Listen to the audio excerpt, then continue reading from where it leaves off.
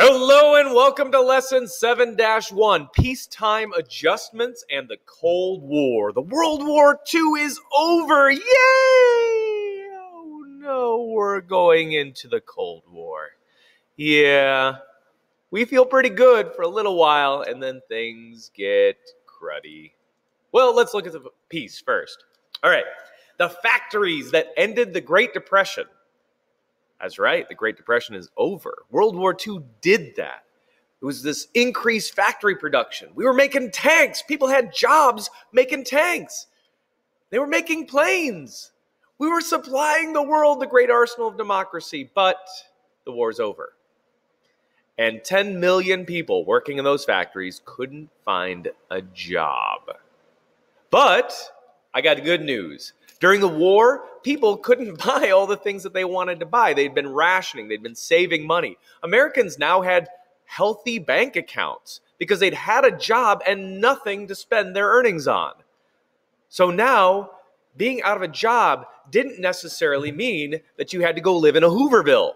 It meant that you could still survive. You could still buy basic things. And since people had the money to buy consumer goods, the factories were able to quickly reopen once they switched from wartime goods to consumer goods, the type of stuff that a peaceful society wants. So while the economy did kind of tank right after World War II, it picked right back up because Americans had money to spend.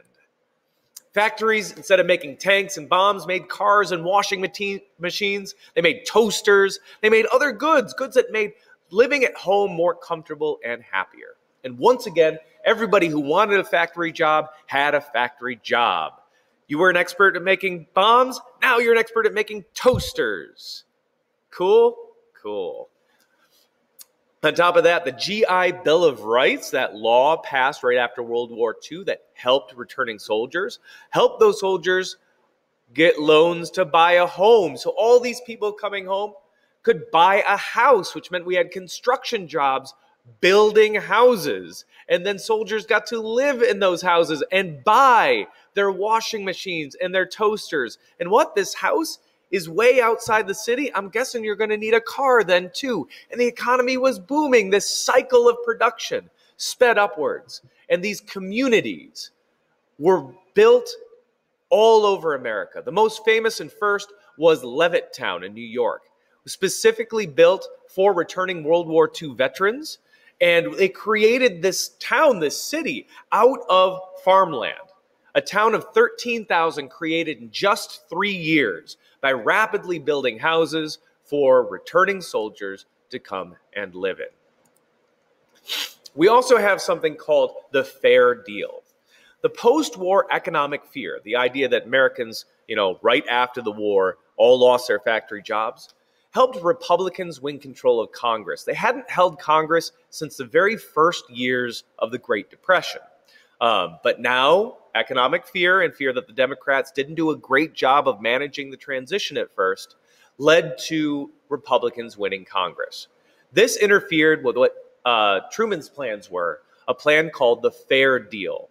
The Fair Deal was a program for housing, education, and health care, hoping to make all of those universal in the United States.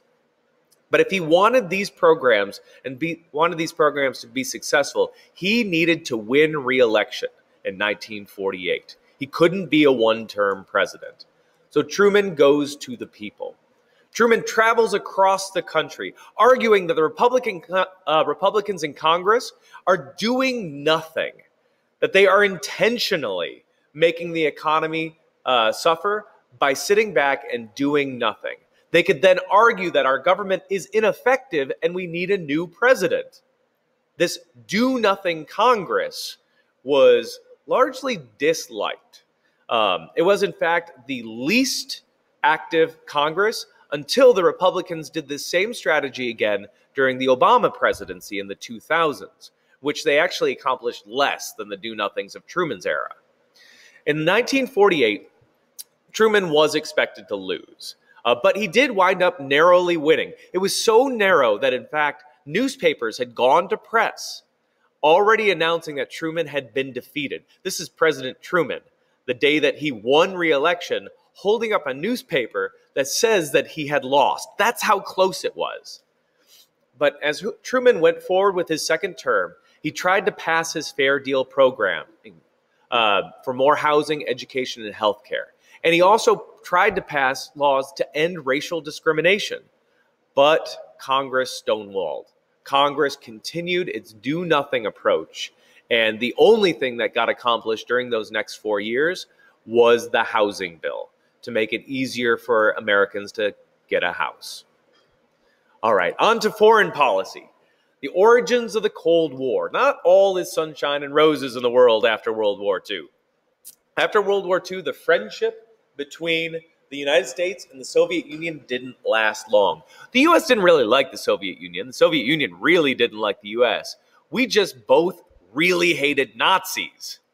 And so we were willing to work with our enemies because the enemy of our enemy is our temporary friend. But the enemy's gone. And now the United States and the Soviet Union are sliding back into being enemies.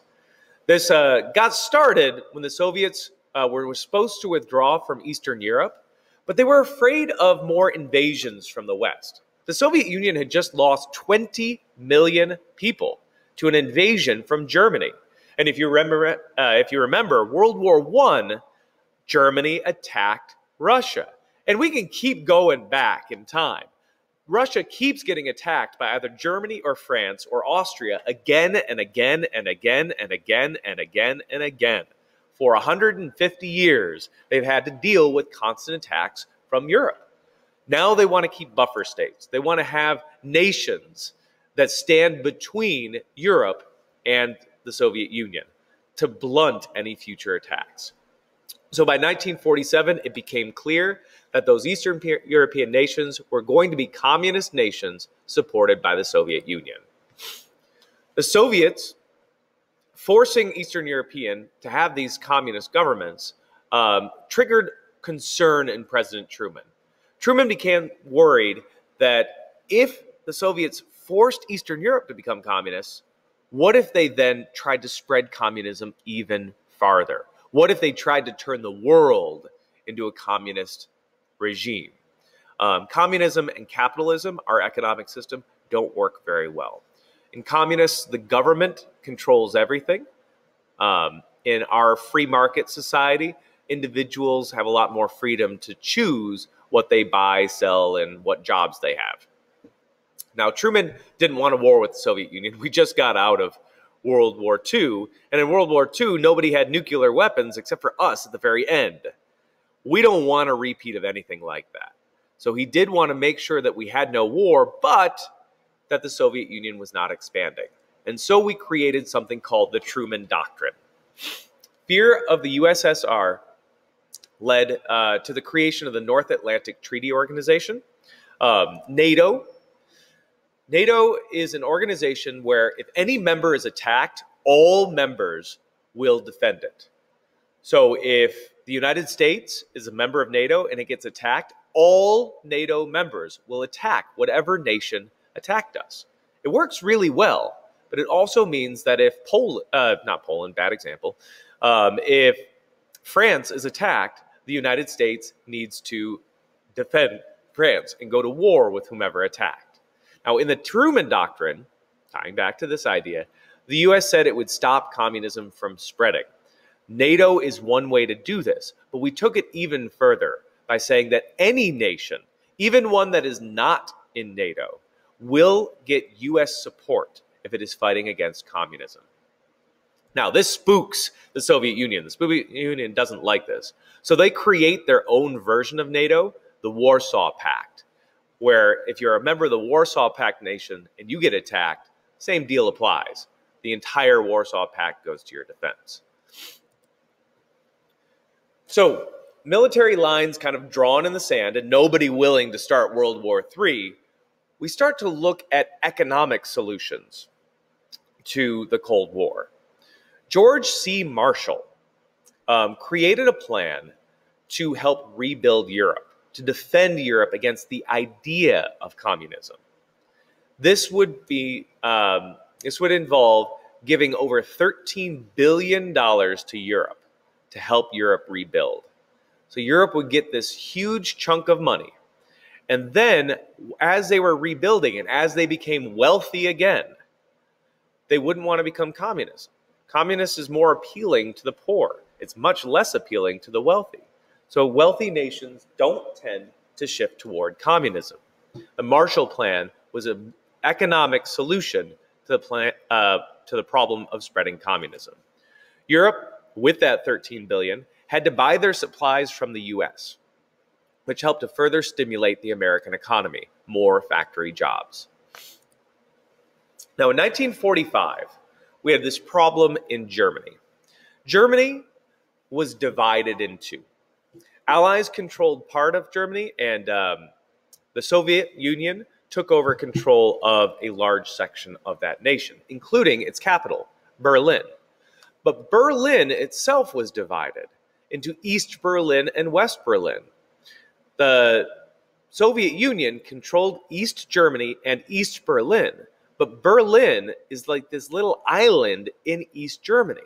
So West Berlin was controlled by the US, France, and Great Britain, but was surrounded by Soviet territory. And when the Soviets decided they didn't like that, they didn't like having this little island of Western civilization in the middle of East Germany, they stopped all trains from entering it. They were going to starve the city out until it agreed to join with East Germany. The US didn't want this to happen, so instead of sending trains, we started sending airplanes.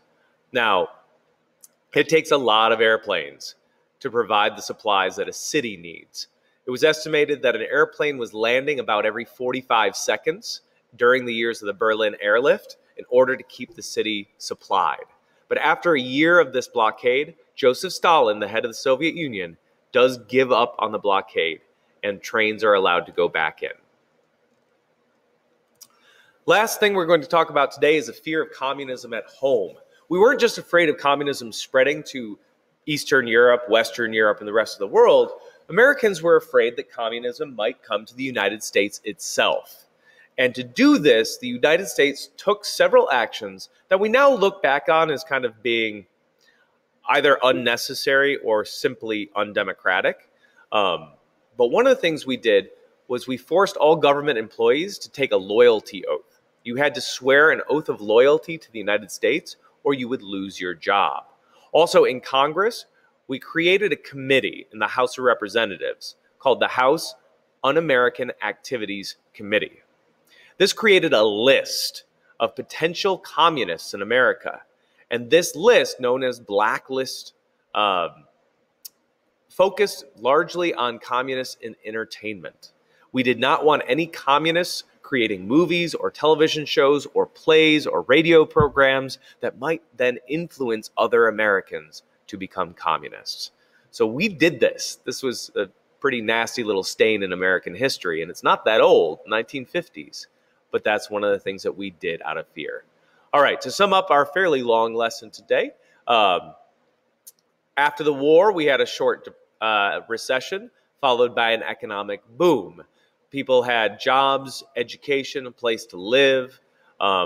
Truman had a bit of a problem with his presidency, though, because we see a Republican resurgence, largely due to a policy of stonewalling or doing nothing to advance our nation.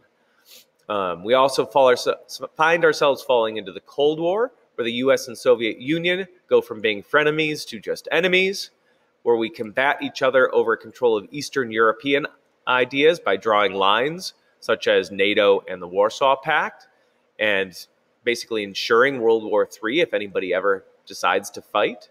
We shift our war from a military war to an economic war with the Marshall Plan and the Berlin airlift. And we also have to deal with the spread of communism or the fear of communism at home.